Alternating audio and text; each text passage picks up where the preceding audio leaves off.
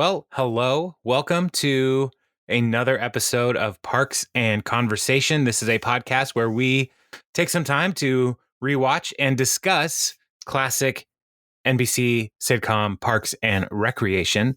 And this is a great episode, season 3, episode 10. And before we get too far into this, my name's Jason, and I'm joined all the way across town by the power of Grayskull and Zorp by my friend Jeremy. Say hello, Jeremy. Hail Zorp.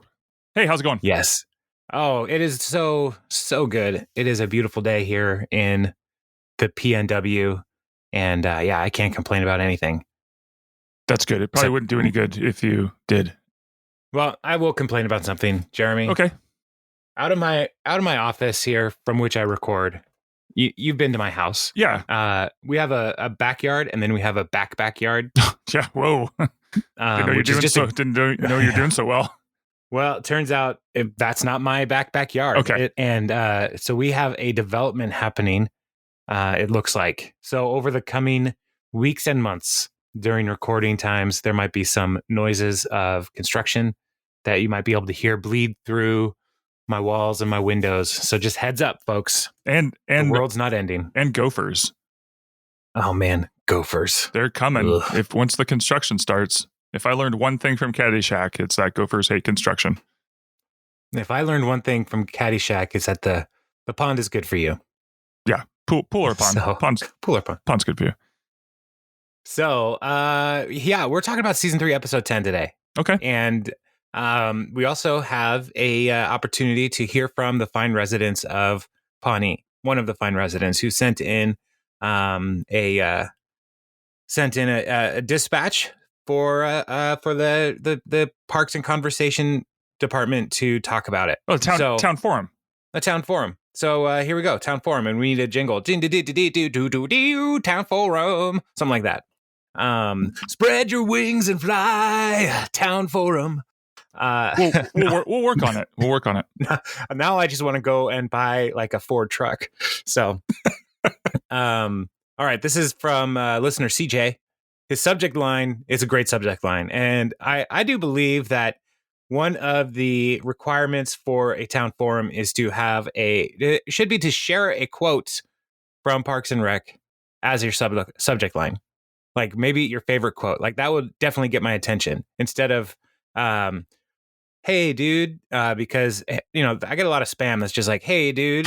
So I just delete it all. So, so this is from listener CJ. His subject line is, not to worry, I have a permit. I can do what I want. Yeah. Ron Swanson. Which, like, if there is anything that should be on a tombstone, boom. Like, I have a permit. I can do what I want. Or in a future episode when he goes to Lowe's and he just says, I know more than you. That also is a great quote for a tombstone. I know more than you. Yeah. Yeah, because you have the sounder. That's the keychain. It's like one of 6. You picked one of 6. Sounds that's on Are there. those labeled, or did you have to like go through each one? Oh, I have to memorize them. Yeah. Okay. So CJ is weighing in on the ice cream idea.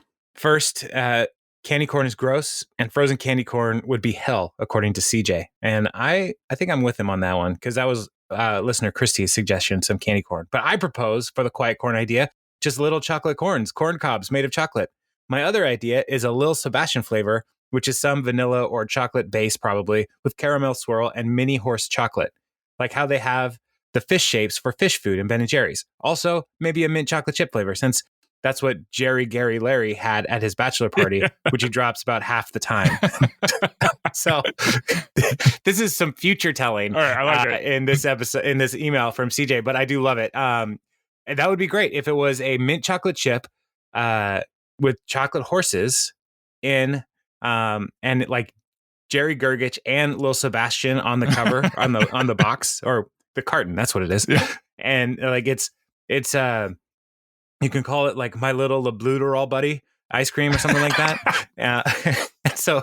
And it's a Lil Sebastian and Jerry, and Jerry's holding the cone, but the ice cream's on the ground.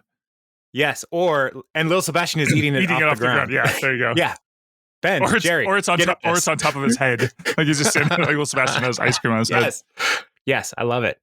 It would be good if there was something that could also like simulate a straw experience. Oh man, I was just thinking the same thing. Like hay, not like plastic straws. No, but because he eats hay. Frozen pretzels, really thin, like frozen pretzel sticks, or hollow pretzel sticks. Oh, what? No, I don't know. I don't know if they have that technology. Is that even yet. possible? Yeah, I don't know. Oh man, yeah, this is definitely. At first, I was like, "Oh, little Sebastian flavor. Like, what is that? That's horse. It's apples, horse meat, road apples ice cream. Oh yeah, exactly. And then you throw in the hay aspect, and it's like, no, too chunky. So. But then I got on board when they're little, like the fish food fish. I know exactly what you're talking about. That's good. I like it. I like it. I think CJ is onto something, and he should definitely write a letter to Ben and or Jerry and say, "Hey guys, America loves parks and recreation. We need an ice. It is about time to have an ice cream flavor. We have 2 different ice cream flavors for different late night hosts. We have the Late Show and the Colbert Cone or whatever, Americone Dream. Like there's 2 different late show things, but no parks and recreation themed ice cream. Yeah. This is travesty. It's a travesty of a mockery of a sham of a travesty of a mockery of a sham. So CJ, thank you for your email. And he also signs off. Great pod. I love Dave Matthews Band. Crash into me. So awesome. I was gonna also say, Ben and Jerry's won't do it. Contact Full Tilt. They'll make anything. Are they a local situation? I think they might be. Yeah, Full Tilt Ice Cream. I think they're more Northwest, but yeah, definitely worth checking out if you're from the area or visit. Man, now all I want to do is go get some ice cream. All right. Well, it's only 9:45 in the morning. Next week on Parks and Rec. 5 more minutes before getting ice cream. Oh, you can't. It's 10 o'clock somewhere. My kids know me really, really well. They live in my house. That's good. Yeah. But they also know that if they suggest getting ice cream, it's like, I can't not. Like, I have to have it now. They know your weakness. Yeah. We got Dad. My daughter will just be like, Dad, you know what sounds really good? Like a blizzard, right? Like, you're right. It does sound good. There's no way to say no to that. It does sound good. What's your guys' go-to ice cream? Like, are you... Yeah, like Blizzard, go out, like a McDonald's cone, or like do you try to get like, do you have a carton situation that you go to? Well, my go-to is almost always peanut butter cup, something peanut butter cup. So a Reese's Blizzard, perfect. The peanut butter cup Ben & Jerry's, also perfect. Yeah, but the McDonald's cone is a sweet treat that cannot be beat. They're so good. And the scarcity machine of the ice cream machine being broken all the time makes them even more desirable. Like to say, I'd like a small cone. And they're like, sorry, you can't have that today. That makes me sad. Yeah, you're McDonald's. That's like, you got pretty much one job. I mean, give me the food I want. A couple of jobs. That's their job. Give me the food I want. So yeah, what's your guys's? Oh yeah, mostly like Blizzards, probably, or we like Tillamook ice cream for at home style. So just whatever's on sale, probably, because we're fancy like that. You are fancy, yeah. So if people are in the Pacific Northwest, and looking for ice cream, like if you can go down to Portland to Salt and Straw, they have good ice cream. And I think there's a Salt and Straw in the Seattle area in Ballard, right? I do believe so, yeah. Molly Moon's is also really good. Molly Moon's is solid. The problem with these boutique ice creameries is they're expensive. Yeah, so and the lines are really long. Yeah. It shouldn't be that hard. You're just scooping, right? Right. No. Put the sprig of, freshly muddled rhubarb stem or whatever. I don't know. It's like they put all sorts of crazy stuff on there. It's like, just give me a scoop of ice cream, man. Yeah, put it in a bowl. I don't care. Or although whatever cone you can grab, do it. We went to Salt. They had a cone that was like a waffle cone that was 2 kind of like thin waffle cones put together with hot caramel in the middle, and then they rolled it and then put ice cream inside that. And that is pretty good. That was pretty amazing. So yeah. Now I want ice cream. Great, thanks. They also have one with some kind of cheese in it in the cone. Yes, which is also surprisingly good. All right. Road trip. Heading to Portland. So no, I'm not going to Portland. All right. Well, let's talk about this episode. Thank you, CJ, for your email. If you have an email and you would like to share with us your ice cream flavors or thoughts on parks and recreation, or if we said something wrong about an episode and you want to fight about it, bring it. Wow. And you can just send those emails to parksandconversation@gmail.com. And we look forward to hearing from you in the future. And please tell your friends about this show. Tell them, like, hey, do you like Parks and Rec? And then if they say no, why are you friends with them? Yeah. And this is a time for soul searching.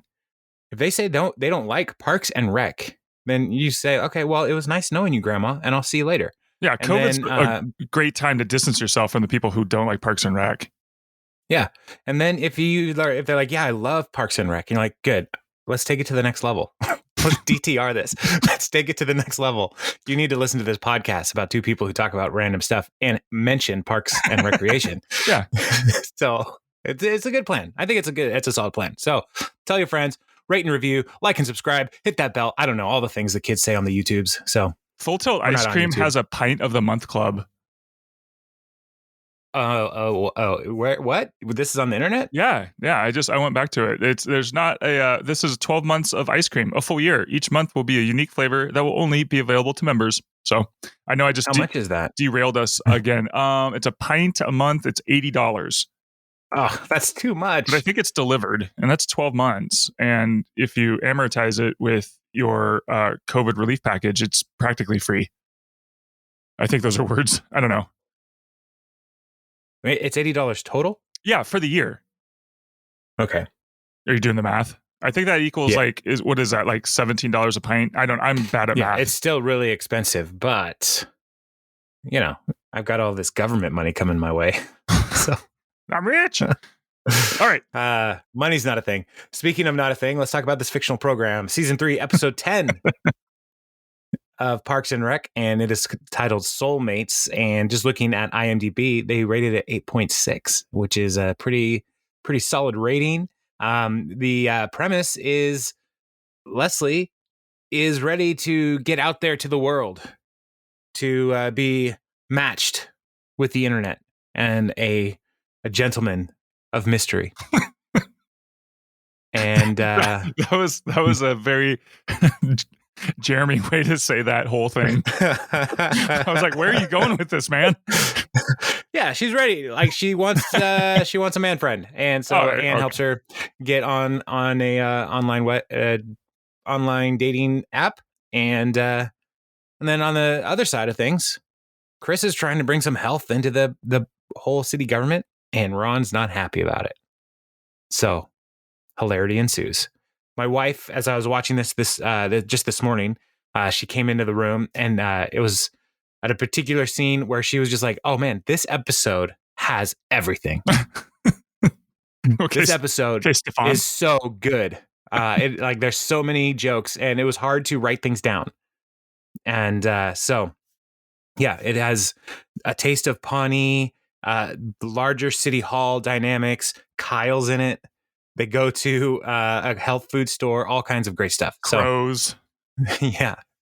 Really getting intense April vibes in this episode. Like, oh, wow, she is darkness. Yeah. So with very few lines, it was really well done. Yeah. I mean, there were so many players in this episode that were part of moving the story forward. And so like Andy and April both have small numbers of lines, but their lines are fantastic. Mm-hmm.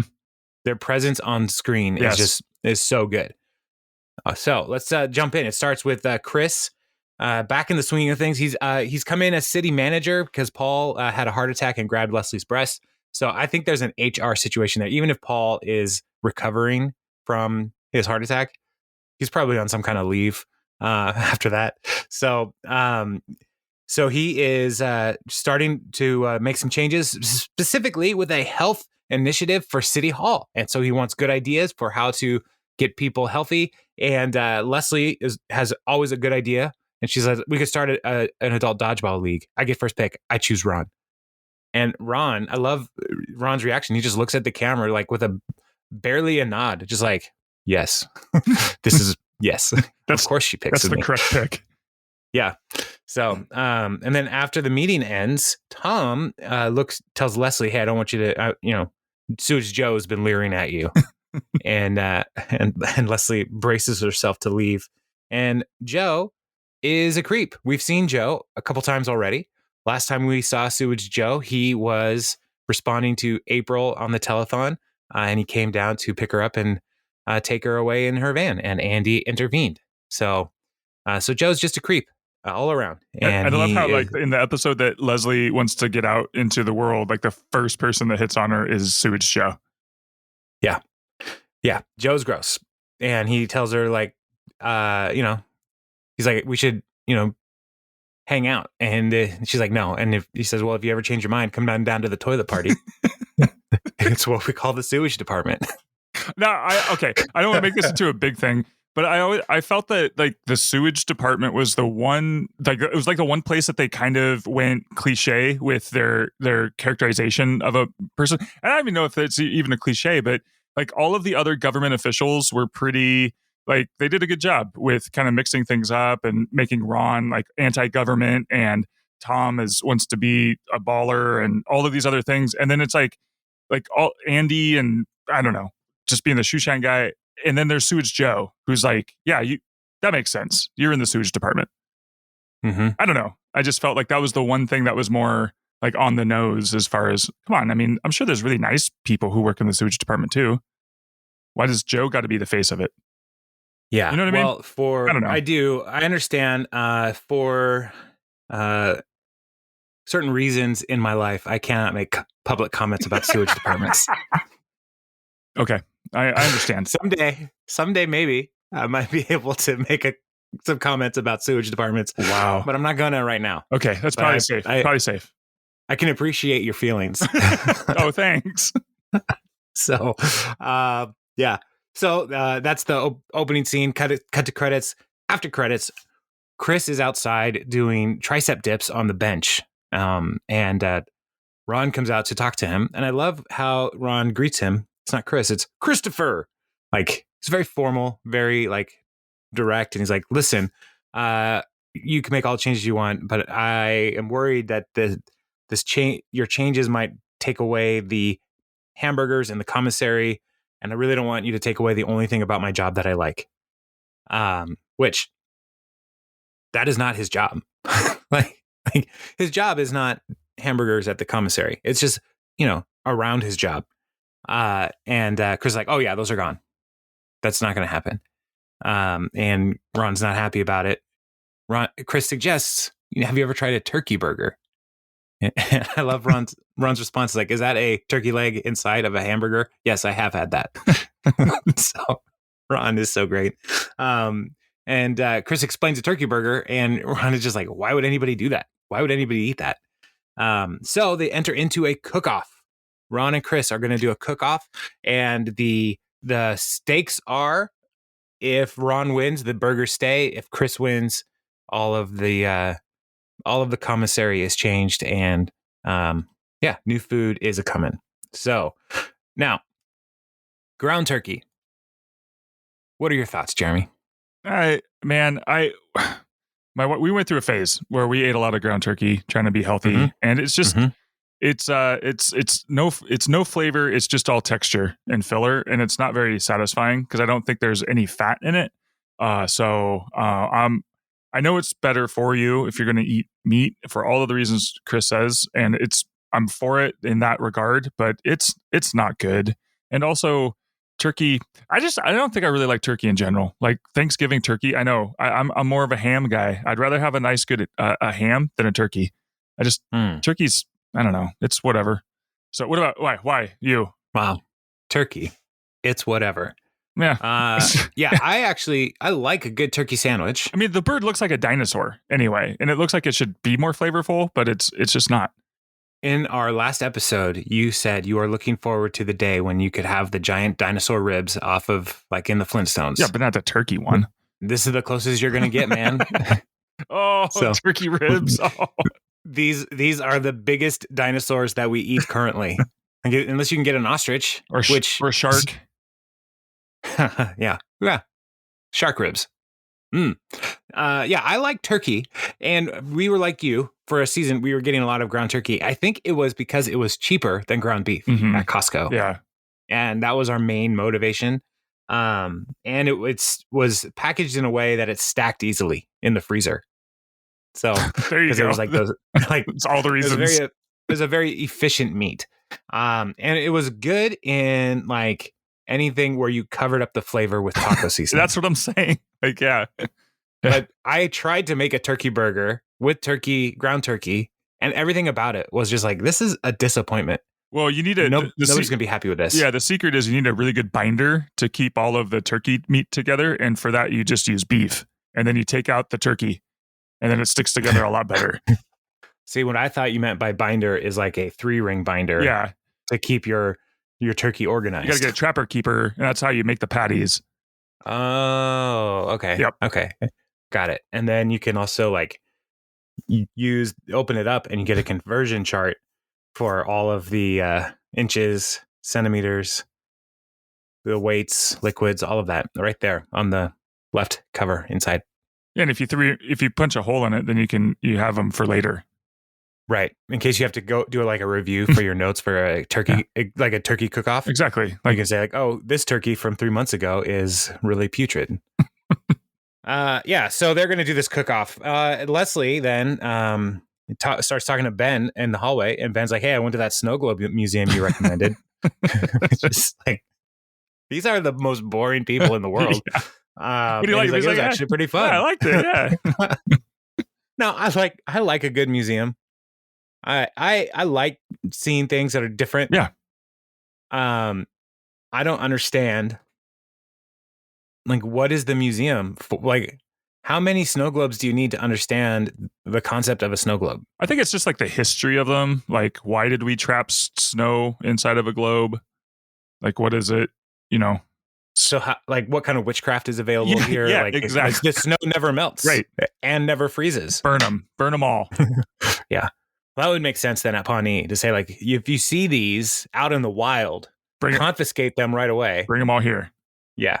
We want to make sure that the corrupt influence of snow globe doesn't work its way into the youth of Pawnee. They're already fighting the raccoons.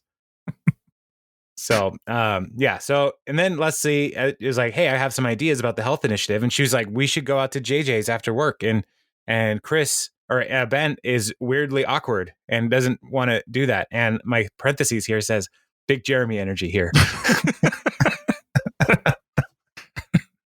Thanks. But accurate. Yeah, I was like, I think I've had this kind of interaction with Jeremy before, where he's like, I don't know how to say no to this. So, yeah, bye. Yeah, there's another one with Tom later. That's even worse. I put wants to go out after at JJ's, and I just put Ben Weird can't ... Bye. That was my notes for that. I should have just put, how would you react, Jeremy? Does this ring true? Yeah. So that made me laugh. And we don't know why Ben is this way yet. Mm-mm. And so it's like, this is weird. So Anne comes to see Leslie in the office, and she's with a dude, and she kisses that dude, which will come up again later. And she comes to do some weird medical procedure. And I was watching this intently. Why is Anne coming to the office to draw Leslie's blood? Cholesterol. Why? So she could be in the scene. She could have had lunch with her. Well, like there's any number of things that could have happened to make more sense than like she's going to draw blood at City Hall. Yeah, but then you couldn't do the whole like scared of the needles bit. I don't know. I was just like, this does not serve anything. Like, this doesn't make any sense. The scared of the needles bit is funny, but they don't explain. Like, they could have even explained, like, hey, Anne, thanks for coming to draw my blood for a cholesterol test for this new health initiative. Then it'd be like, absolutely. Cholesterol is a major issue. You know, in America, people don't understand the difference between good and bad cholesterol. And then they could educate us, and then they can make a joke. But this was just not funny. Oh, so- I was just frustrated. Like, come on, Anne, you already don't work here. Gotta still pretend. You get to suspend your belief. I guess. Like, tiny horses are cool. Yeah, I guess. This is where Anne, like Leslie says, like, yeah, I was talking to Ben about going out to get something to eat later, and he was really weird about it. And Anne's like, listen, Ben doesn't know what he's missing, so let's set you up with an online profile. I'll help you get set up a dating profile. I love the name of the profile that they're going to use. It's called "Who's Your Date?" because they're in Indiana, which is fantastic. No, who's your mate? Who's your mate? Who's your date? Yeah. So cut to Ron's office, and April comes in with a note, like with no information. Like, here's a name. Did you get a number? No. Ron just throws the note away. And then Chris comes. Forp. Yeah. Who's Forp? A name? I don't know. I couldn't understand. So, and I like, they're perfect. And I like how when he asks, like, did you get a number? It's just like, not only does she say no, but it's like a disgusted no. Like, why would you even ask me that? Yeah. It's like insulting. You know better. Yeah. So, And then Chris comes in and he invites Ron and April to join him at Grain and Simple, which is where he gets all of his ingredients. And Andy is going to go and get healthier snacks for the shoe shine stand. He's like, did you guys know that Chris is a food genius? And he displays how food turns into energy. And he like punches like cookie, does an uppercut, pancake or whatever. And yeah. And I think April, and I want to be spoiler. Oh yeah. April's reaction to that is like, that's my husband. Yeah. And no, spoilers, if you haven't watched it, it's too late. But I think this is our first, kind of glimpse of Johnny Karate. Oh yeah. There's definitely some Johnny Karate happening. He's just doing all karate moves. He's jumping around, and April's like, yeah, that's my husband. Like, she's for it already. She's like, yeah, you need to do more of that, but with a guitar. Yeah. And Mailman Jerry. Oh man, that is such a good episode. Yeah. Okay. So so they agree to go to Grain and Simple to get ingredients. But they have to go where? What? They got to go to Snurling, which is 40 minutes away. And I knew Snurling would come back because remember in Media Blitz, when I was like, doesn't he say because he's going to go to Snurling, then Indiana? Or what's the capital? Shoot. Indianapolis. Yeah. And Snurling. Anyway, because Pawnee doesn't have a health food store, which I think is great. So it's interesting that Eagleton wouldn't have a health food store. Yeah, they haven't really brought up Eagleton much. So I don't think that's true. But that's coming up very quickly. So I think that's what sets off. Then Snurling kind of falls off. Mm-hmm. So anyway. Yeah. Okay. So that's interesting that the city manager is inviting a department head to leave work. Yeah. For about 2 hours. Realistically, just not to do any work. We're leaving, and yeah. Well, not only to not do any work, but then to come back and do even more not work. Yeah, Chris is terrible at his job. So then, cut back to the Leslie situation, and Anne is coming back into the office after dropping off Leslie's blood somewhere, and she's also kissing a different guy. Oh, and so they start setting up the planner, or setting up the profile, and Leslie starts sharing some of her interests. And my favorite, and all of her interests was like, I like to like schedule and prioritize. And she's like, that sounds boring. How about jamming on my planner? Yeah, because Anne was spicing up her profile with everything she said, and then when she tries to do it, it's still lame. Yeah. It was real bad. And so she is trying to make a whole thing here. And favorite place, bench in front of a mural upstairs that looks at a meadow. And Anne's like, what's the deal with that? You could be anywhere in the world. You can actually be in a meadow. And Leslie's like, no, I'm allergic to bees. So bench by mural, go with it. And then also favorite animal, like she's talking about cats love, dogs love, turtles, no opinion. They're condescending. Her ideal man is dark and mysterious, plays the organ and sings. And Anne points out that is the description of Phantom of the Opera. So she's And Leslie's like, yeah, it is. yeah, like that does sound good. Hmm. The Phantom of the Opera is here. That movie is long. So then it cuts to Grain and Simple, and Chris and the team are going inside, and they all know Chris, and Chris knows all of them. Yeah. He knows all their names. So he's excited to be, in what he calls Nirvana. And then Ron explains in a talking head that he came to Grain and Simple for the same reason people go to the zoo. And it zooms out, and there's a long-haired dude getting granola or oats out of a bin. And Ron's just like, nature is amazing. So he's excited for the hippie watching. I just want Ron to show up at like Bumbershoot or something, like if you think that's cool, come on up. Yeah. Check it out, man. There's a whole world up here.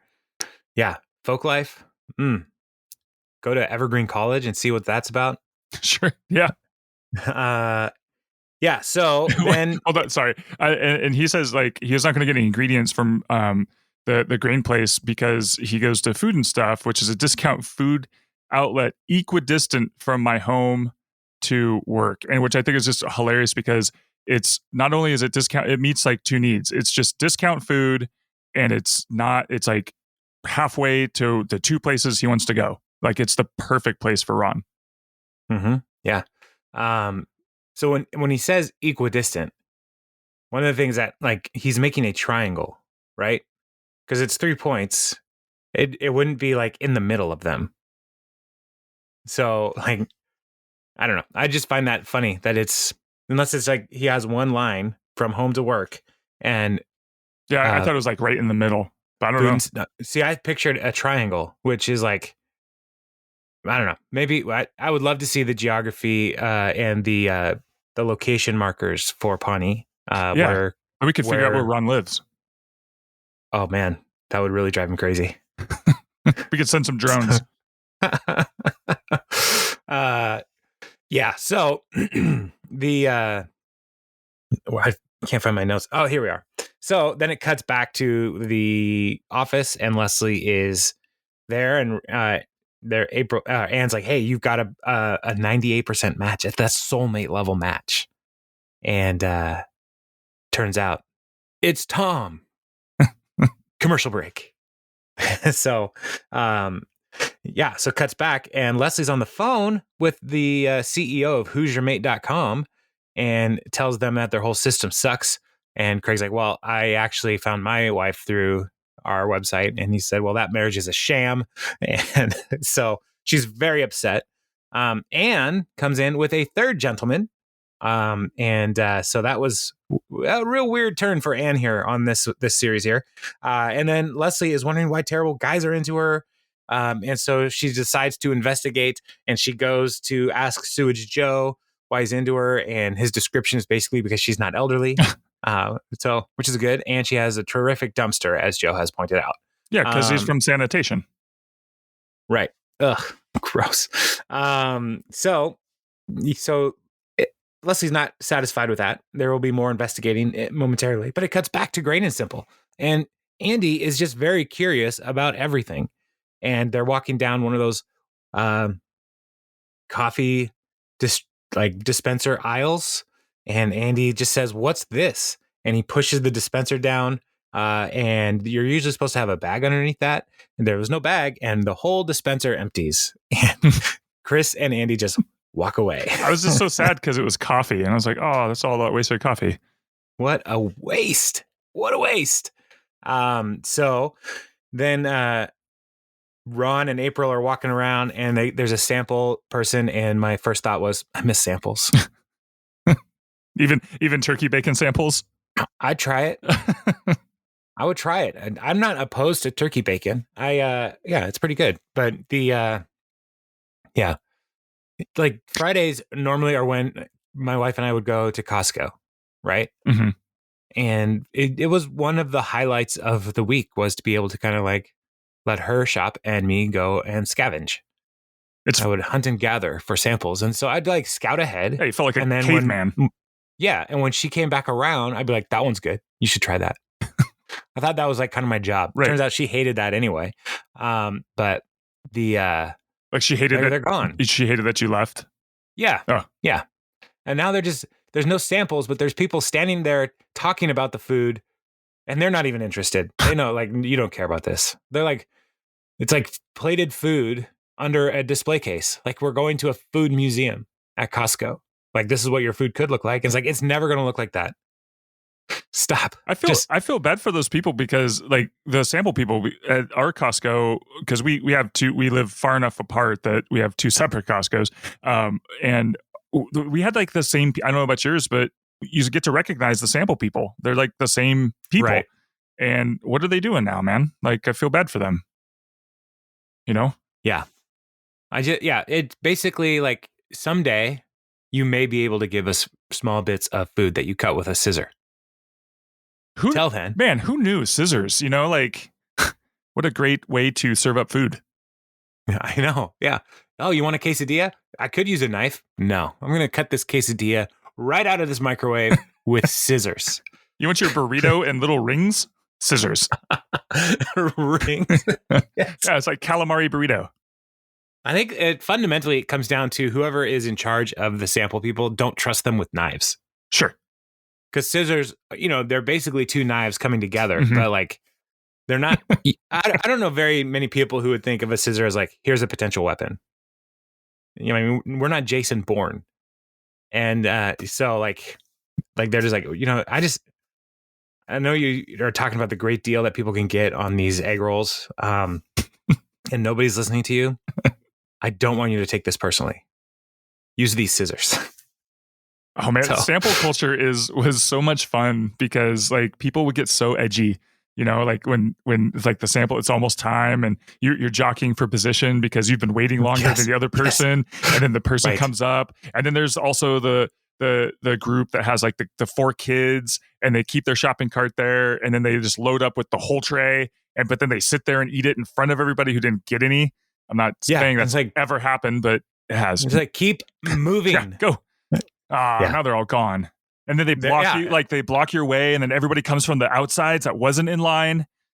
Mm-hmm. Oh. Or like where they have like the specialty cheese and meats cases, like where like the nice cheese is, not the Tillamook like packages of cheese. Mm-hmm. And they have the sample people in those aisles, which, you can like come out from behind the sample person and like pilfer a sample, like while the people out front are waiting patiently. I've also been yelled at by sample people because like you have a prep tray and a serving tray. Oh yeah. And it looked like prep tray was ready to go. Oh man. And I took one off prep tray and the lady was like, never take one off of that tray. I was like, it's literally going to be the other tray in 20 seconds. Like, when does it become not that tray, but this tray? You shook the snow globe at the museum, man. Oh, you can't. So frustrating. Did you not like that? Anyway, Ron and April are taking turkey bacon or vegan bacon samples, and Ron just throws it right in the garbage. He's like, "I'd like another," and he throws it in the garbage as well. And he's like, "Is there something wrong?" He's like, "No, I just want to make sure nobody has to eat that." It's like, "Well, I can't give you any more." So April's like, "I would like one," and she throws one in the garbage. And Ron is just so proud. You could see the pride beaming off of him, beaming off of his mustache. He's just so proud of her. And then cut back to the office. Tom and Leslie are in the office together, and Tom is calling a company to lodge a complaint about under eye cream that he then also mixed with another under eye cream, and they're both terrible. So it goes on hold, and the song is "Forever Young." I wanna be. And he's singing it as loud as he can in the office. It's such a good song. It is a good song. So Leslie is kind of shocked by, or like watching this whole thing go down. Cut back to Grain and Simple, and Chris is explaining fruits to Andy, is what I wrote down, and even lettuce. And then Andy says, I also like specific foods. I like to take a Skittle and put it between two Starbursts. You know what I call it? And Chris is like, Skittle sandwich. No, that's really good. I call it Andy's mouth surprise. So the flavor of the Starburst really brings out the similar flavor of the Skittles.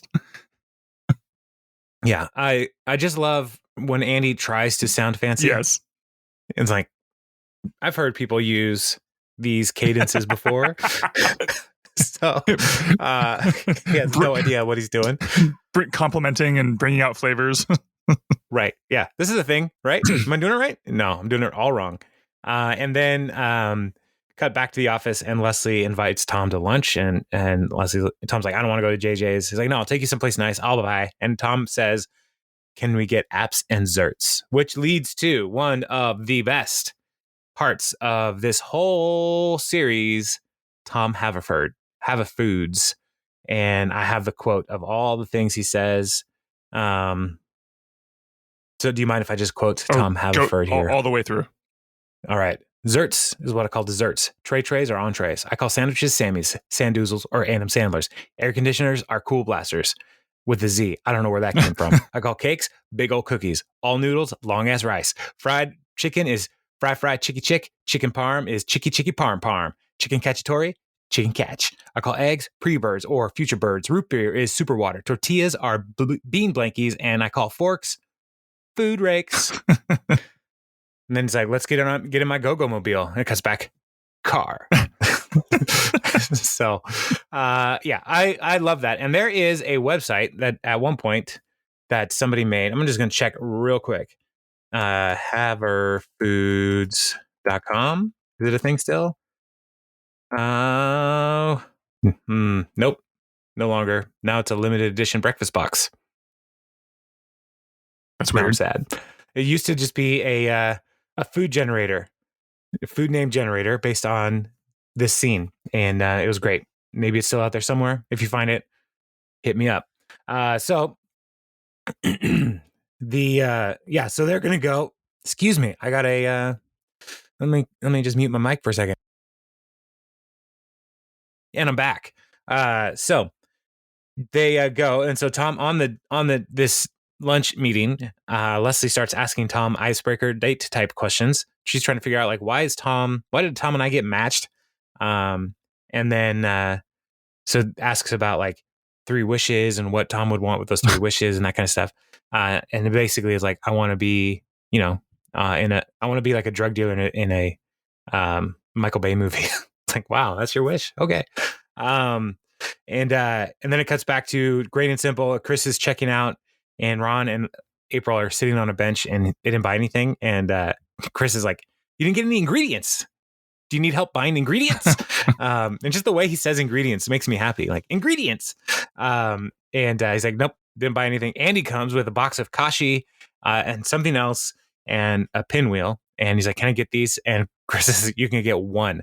And April's like, pinwheel. So he throws the other things away, and he just buys the pinwheel. So looking so happy. Like, yeah, that was the right choice. Right. And what was his mission there? Why did he come to Grain and Simple? To get healthy snacks for the shoe shine stand.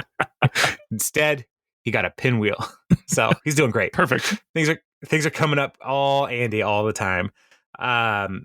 So it cuts back to the restaurant, and Leslie asks Tom like what level of different things he's interested in, and that she lists. And so everything he says is 1. Even his own job is a 1. But we also learn a fun fact here about Leslie. It's that she has a history degree. And Tom is very not interested in that.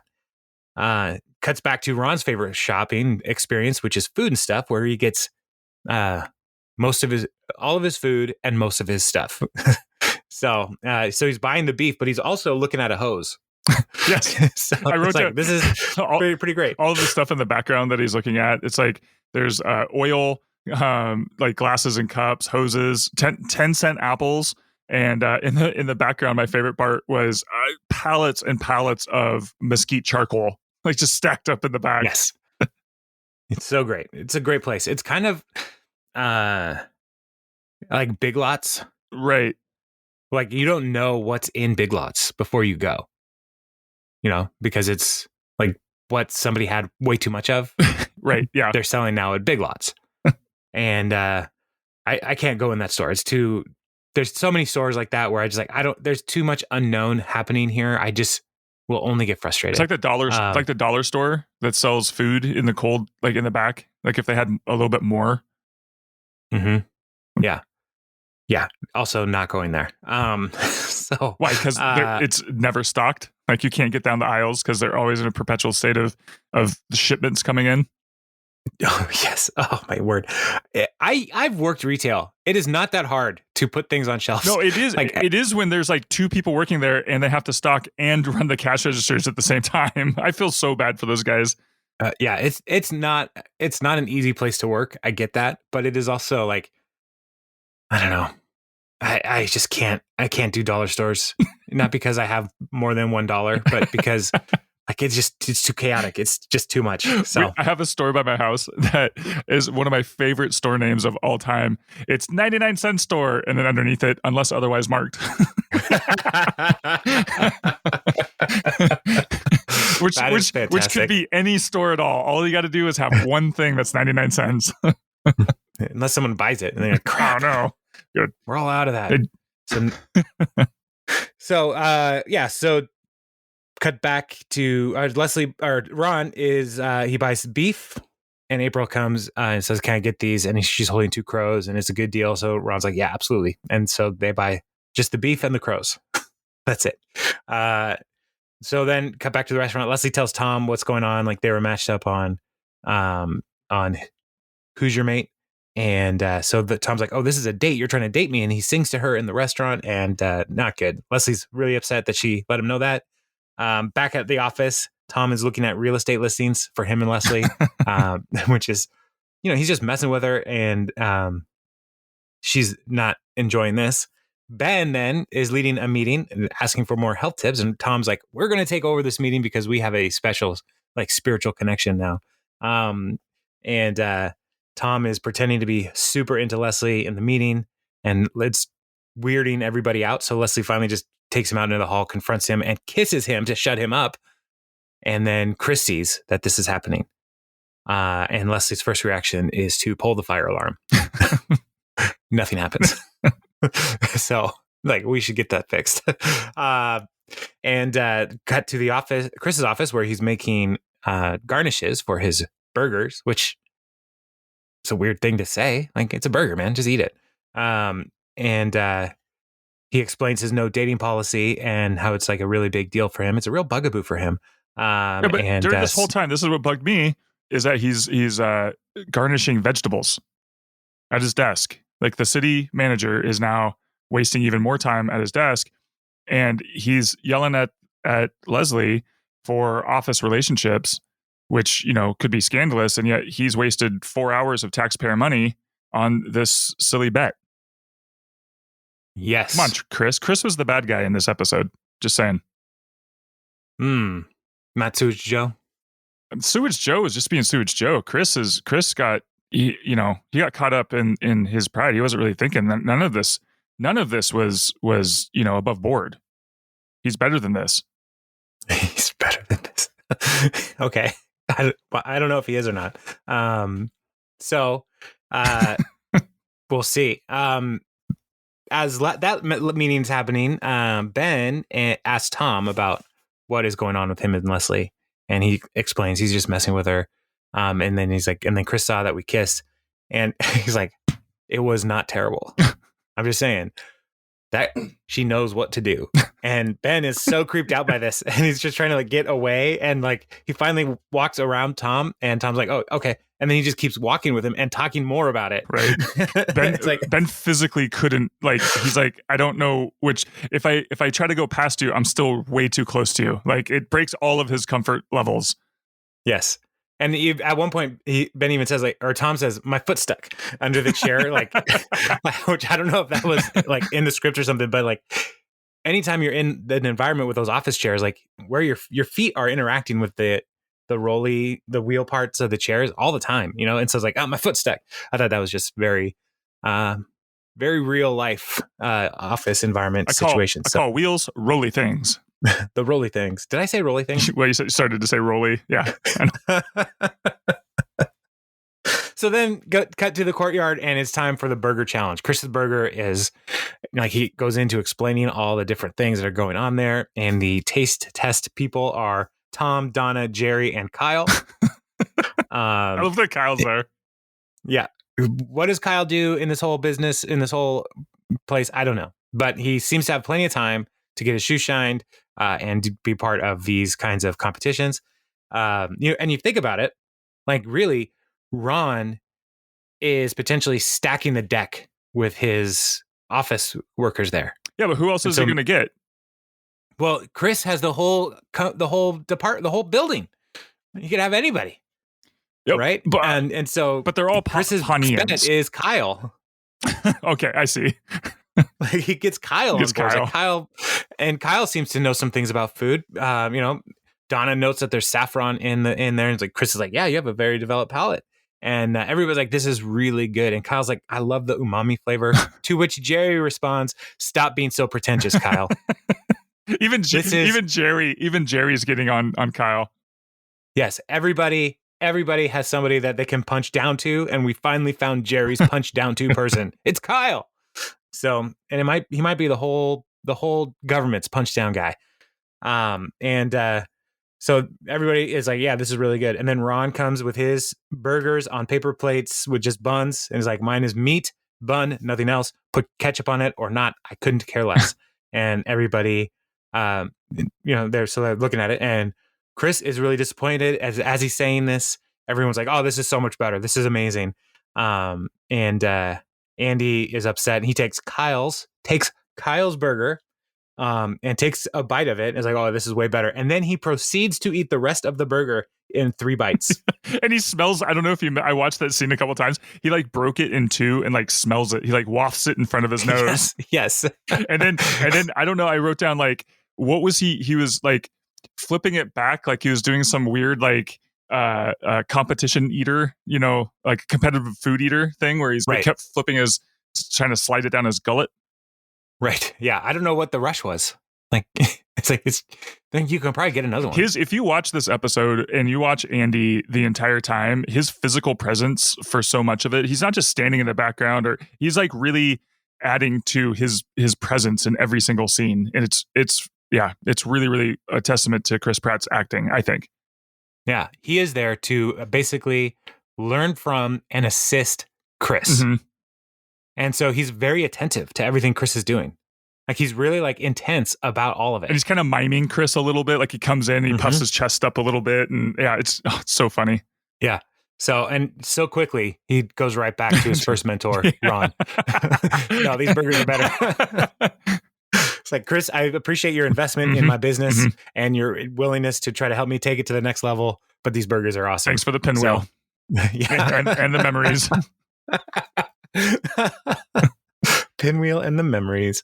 So they everybody's just totally into the Ron burgers. Ron wins. Burgers. And Chris or Andy and April are talking, and he's like, man, we spent so much time preparing those burgers. Like, cooking is dumb.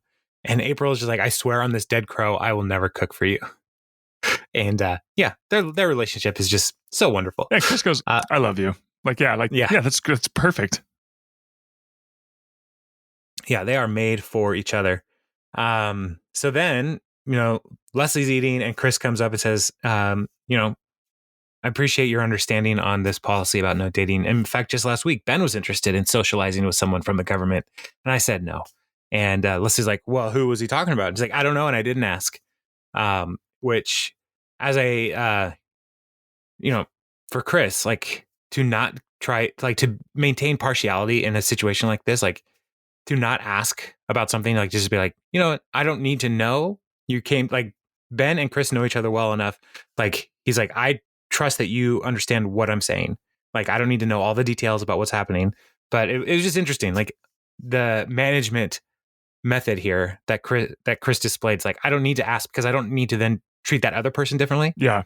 Well, and also it's a way to get it out, to show that he's not just picking on Leslie, but then also not betraying like a personal, like not oversharing, that wouldn't be appropriate for him to say who it was. But little does he know that he is oversharing. Yes. Because Leslie knows what's happening. And she looks over at Ben, and so she knows what's up. And then Ben and Leslie start chatting, and he's like, hey, I never got the rest of your ideas. Like, okay, yeah, well, I can share them with you. It's like, well, there's a mural upstairs by a bench that looks at the flowers, and Leslie's like, yeah, I know that mural. That's her favorite place in the world. Right. Her favorite place in the world. And so either Ben just also really likes murals, and we know that they share interest because of snow globes. Right. Or as a government employee, Ben has access to all of Leslie's computer information. Yep. That's what I want to believe too. And no, maybe Ben. People love the Ben and Leslie relationship. Oh I'm just going to throw. Let's do it. I'm just going to throw a little turd in the punch bowl here. Wow. Maybe Ben has been manipulating her this whole time. All right, listen, Q. I don't think that's the case. Q. Yeah. No, I don't think so either. I think Ben and Leslie genuinely have the same boring interests. And I love this. I typically don't. My father-in-law loves Hallmark movies. I don't know if we've talked about this before, and they're terrible. Hallmark. I'm sorry if that offends anybody out there, but they're really bad. I can go into all the reasons, but you know why they're bad. Well, not just you. It's the people who watch them that you have to. And it's the same rationale between reggae. Like, hey, you hear reggae, you're like, oh, reggae. I love that song. Bob Marley was a gift. Anyway, here's the thing about the Hallmark ones is like there'll be something like a snow globe that the main character's like emotionally attached to, and they bring it up so many times. There's a history, and it's so special. Leslie just makes not a passing comment, but there were so many other things that she was talking about, and it was this mural, and they brought it out just enough to where we kind of remember it, but it even got made fun of, right? But it didn't keep coming up over and over. Like we didn't get hit over the head with it, like in a Hallmark movie where this special item or thing that was passed down.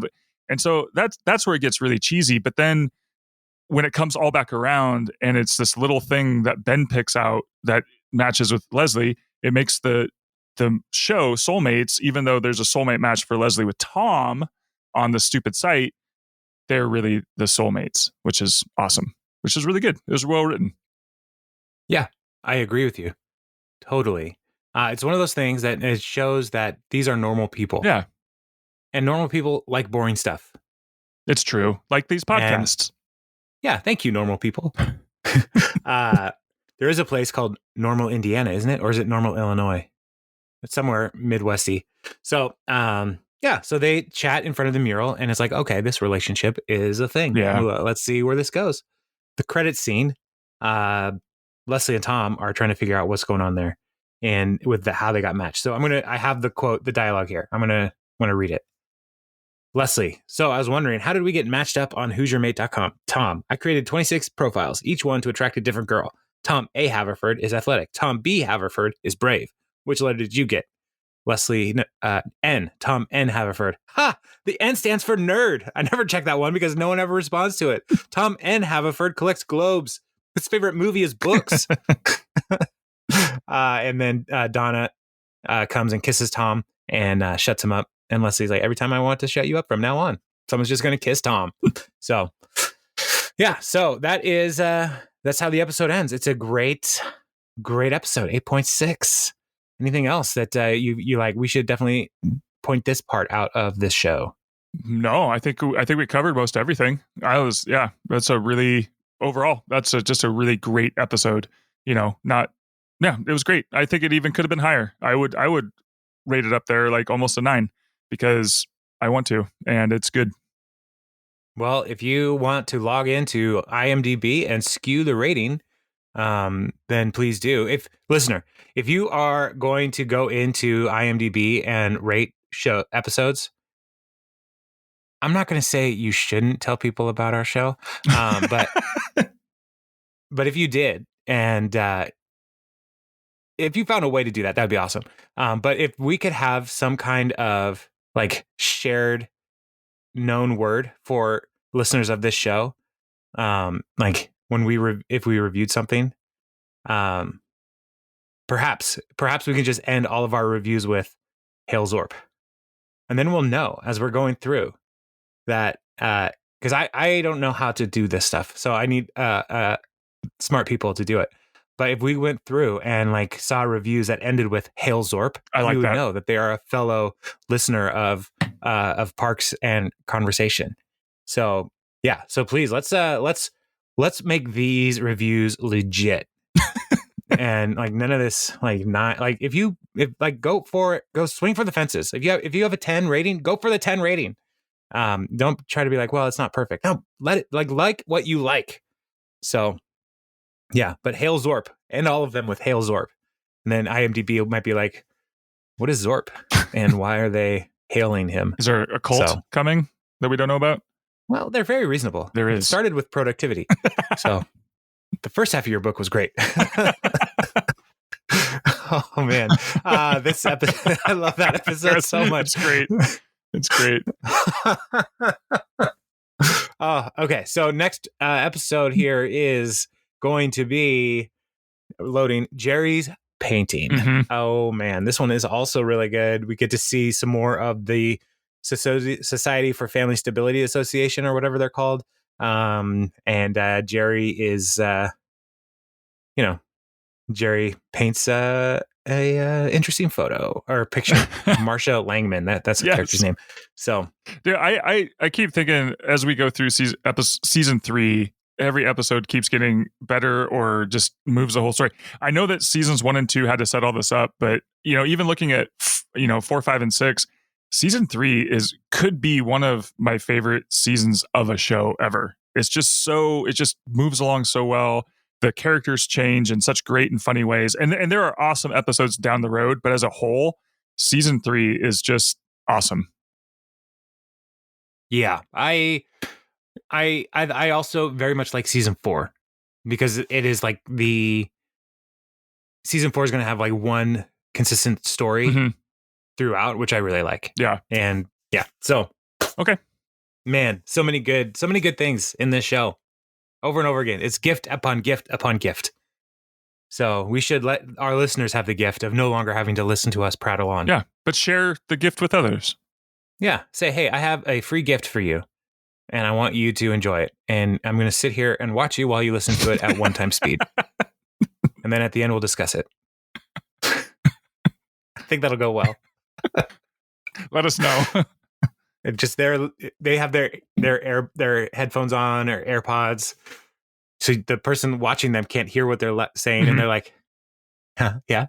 Like and then you have to time it, and then write down notes of what they're doing at those times. I noticed that you're really laughing at 14 minutes 15 seconds. What happened there? What joke was that? Was that the burger joke? Yeah, the crows. That was hilarious. Yes, I think this will be very good, helpful research. So, all right. Well, let us know, listener. Let them get to it. All right. Okay. Well, Jeremy, I'll see you later. Sounds good. I'll talk to you later. All right. Bye. Bye.